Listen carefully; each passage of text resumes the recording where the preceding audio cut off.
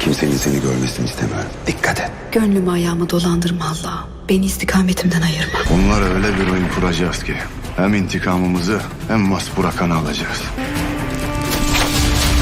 Dağılın! Her köşeye bakın! Katliamı sizin yapıp suçu bizim üzerimize atmadığınız ne malum? Sen bizi neyle itham edersin? Ben canımı devletimin yoluna sermişim sultanım. Sen benim kıymetimsin Alparslan. O vakit destur ver amca. Sırların en güzel yanı nedir biliyor musunuz?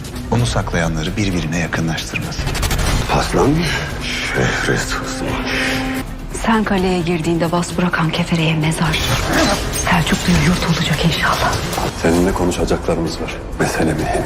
İmparatora katliamı Yanis'in yaptığını bildireceğim. Vaspurakan'dan sağ çıkmayacak. Alparslan!